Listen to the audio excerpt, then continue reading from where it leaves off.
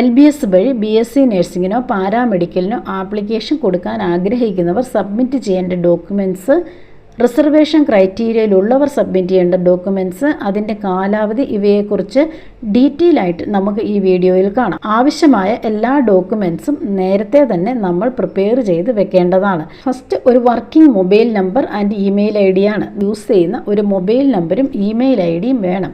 അതോടൊപ്പം ഒരു photograph 10x30 KB with dimension 150x200. ഇതിൻ്റെ format JPG ഫോമാറ്റാണ്.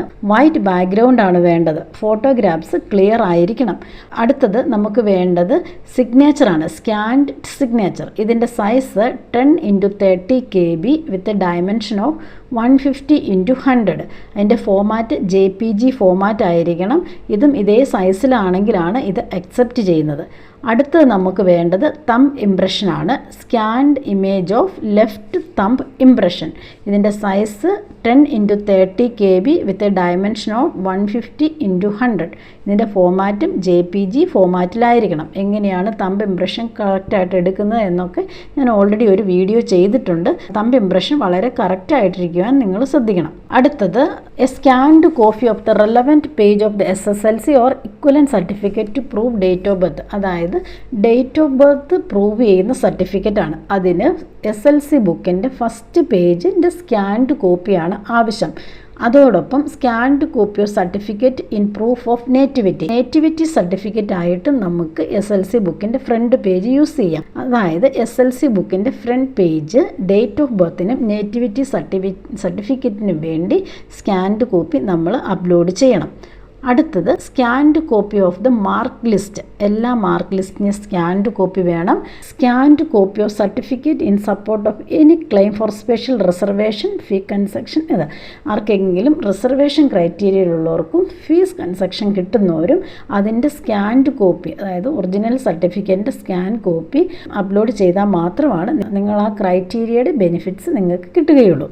Next scanned copy of the income certificate in prescribed format. Income certificate submit ചെയ്യുന്നവർ അതിൻ്റെ prescribed format, അതായത് prospectus download ചെയ്തെടുക്കുമ്പോൾ അതിൻ്റെ format അതിലുണ്ട്, അതനുസരിച്ചായിരിക്കണം ഇൻകം സർട്ടിഫിക്കറ്റ് സബ്മിറ്റ് ചെയ്യേണ്ടത്. Scanned copy of community certificate obtain from tahsildar. SC/ST കാറ്റഗറിയിലുള്ളവർ തഹസീൽദാറുടെ കയ്യിൽ നിന്നുള്ള കമ്മ്യൂണിറ്റി സർട്ടിഫിക്കറ്റും ഇതിനോടൊപ്പം തന്നെ അപ്ലോഡ് ചെയ്യേണ്ടതാണ്. അടുത്തത് scanned copy of non creamy layer certificate for state government education purpose is prescribed format. SC, BC, OEC candidates village ഓഫീസറുടെ കയ്യിൽ നിന്ന് വാങ്ങിയ ഗവൺമെൻറ് എഡ്യൂക്കേഷൻ പർപ്പസിന് വേണ്ടി മാത്രമുള്ള നോൺ ക്രീമി ലെയർ സർട്ടിഫിക്കറ്റ് ആണ് അപ്ലോഡ് ചെയ്യേണ്ടത്. വേറെ ഏതെങ്കിലും ആവശ്യങ്ങൾക്ക്, അതായത് നീറ്റ് എക്സാമിനോ വേറെ എന്തെങ്കിലും സെൻട്രൽ എഡ്യൂക്കേഷൻ പർപ്പസിനോ വാങ്ങിയത് ഇതിന് അക്സെപ്റ്റ് ചെയ്യില്ല. സ്റ്റേറ്റ് ഗവൺമെൻറ് എഡ്യൂക്കേഷൻ പർപ്പസിന് വാങ്ങിയ നോൺ ക്രീമി ലെയർ സർട്ടിഫിക്കറ്റ് തന്നെയാണ് നിങ്ങൾ അപ്ലോഡ് ചെയ്യേണ്ടത്. അടുത്തത് ഇൻ്റർകാസ്റ്റ് മാരേജ് സർട്ടിഫിക്കറ്റ് ആണ്. എസ്പെഷ്യലി SC/ST കാൻഡിഡേറ്റ്സ് ഇത് തഹസീൽദാറുടെ കയ്യിൽ നിന്നാണ് വാങ്ങേണ്ടത്, ഇൻ്റർകാസ്റ്റ് മാരേജ് സർട്ടിഫിക്കറ്റ്.